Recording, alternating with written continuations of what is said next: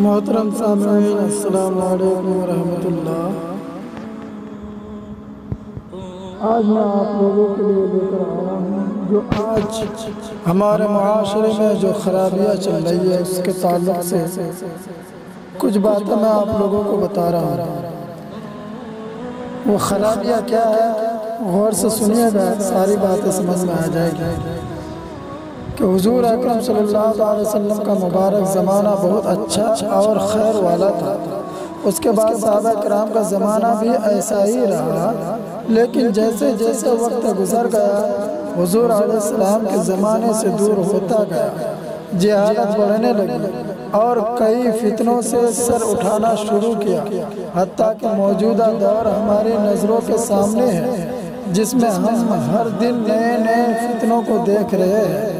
دیگر کئی فتنوں کی طرح یہ بھی ہے کہ ہمارے معاشرے میں بے شمار چیزیں ایسی آ گئی ہیں جو غیروں کی طرح ہے، اور افسوس کی بات تو یہ ہے کہ ہم ایسی چیزوں کو پسند بھی کر رہے ہیں۔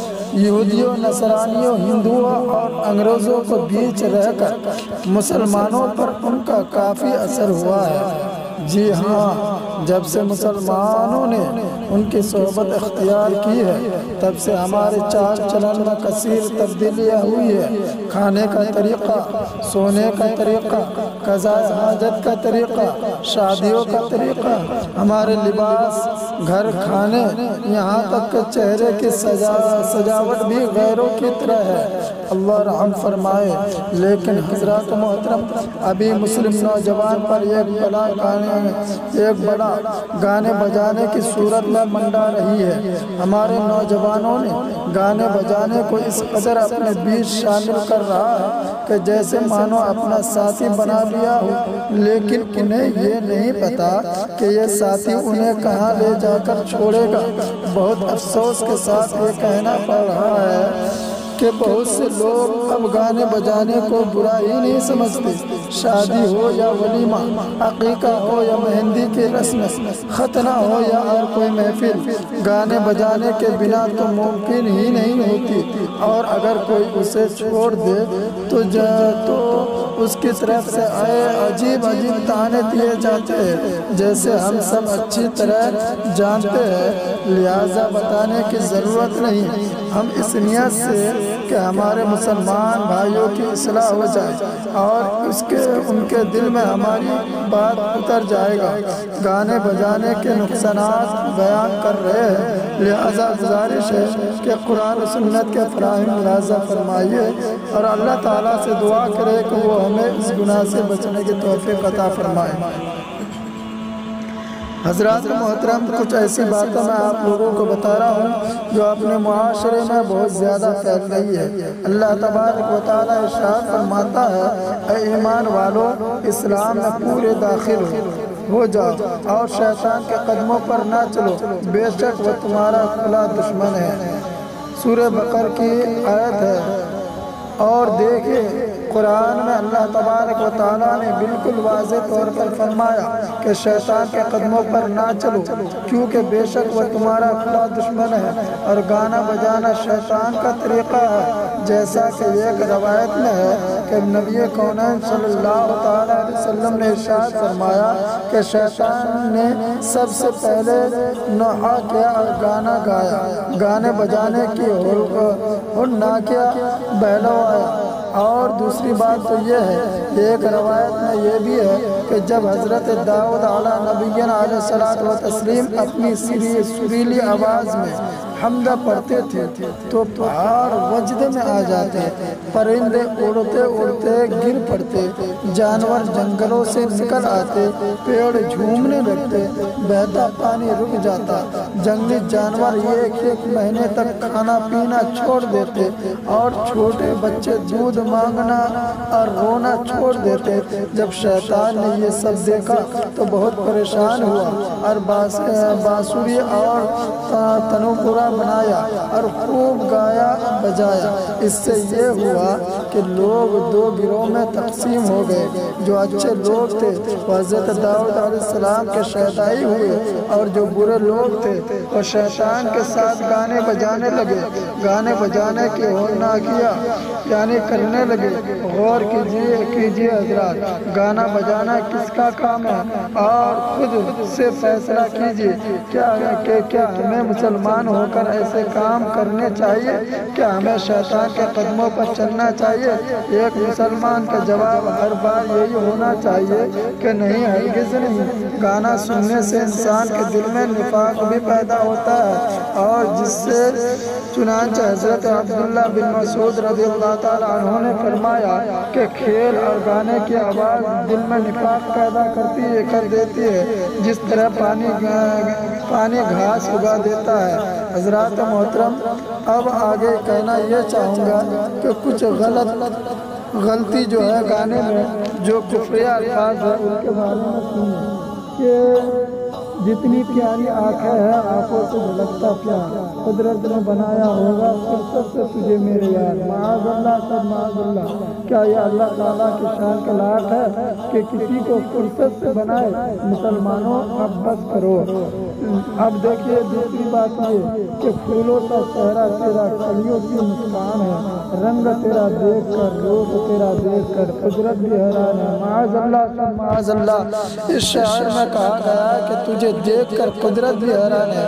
کیا اللہ تعالیٰ ہمیں معاف فرمائے اور ایسے گندے اشعار سننے سے بچائے۔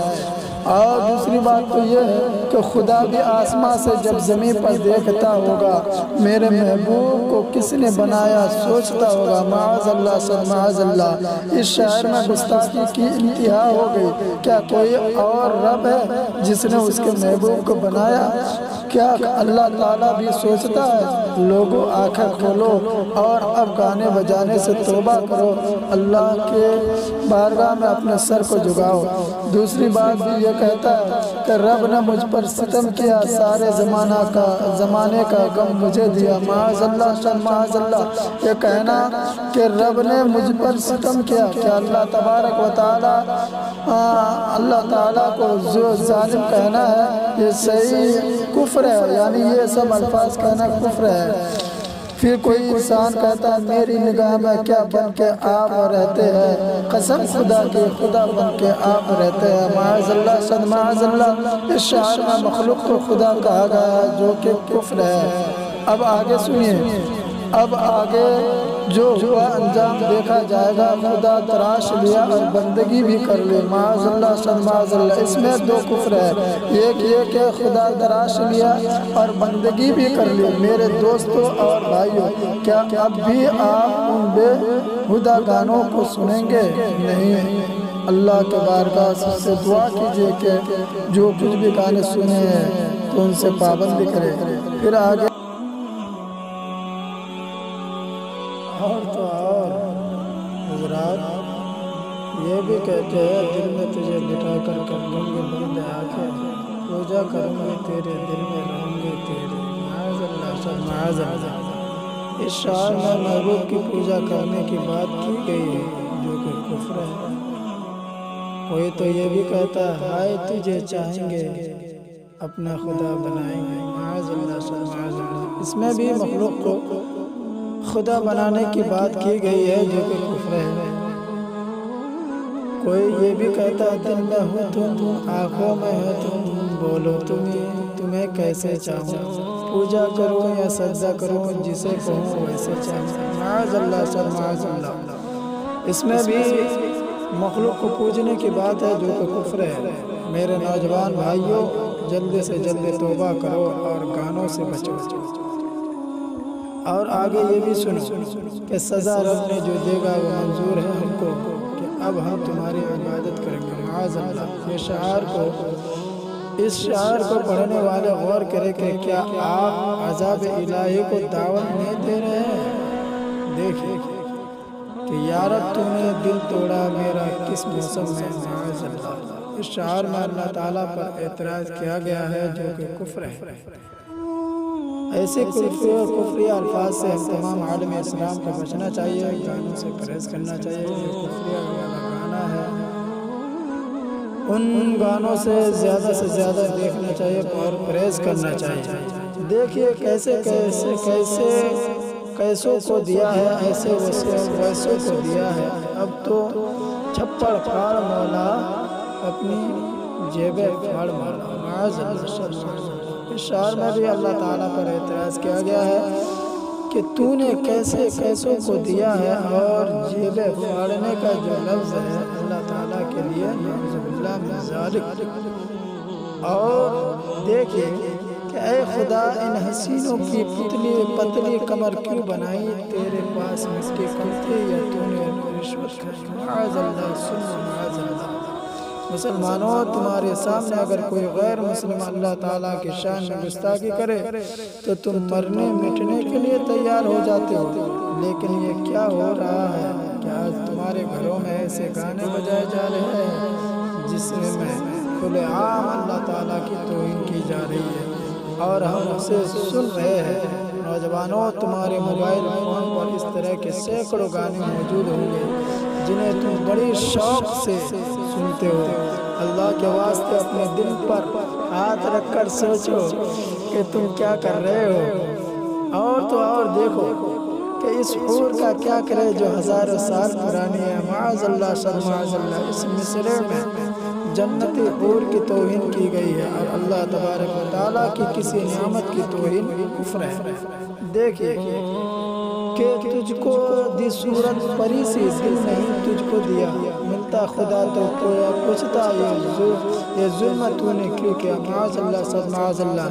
اس شعر میں اللہ تبارک و تعالیٰ کو ظالم کہا گیا ہے جو کہ کفر ہے، صد معاذ اللہ۔ اور حضرات، کسی پتھر کی مورت سے محبت کا ارادہ ہے، پرستش کی تمنا ہے، عبادت کا ارادہ ہے، معاذ اللہ صد معاذ اللہ۔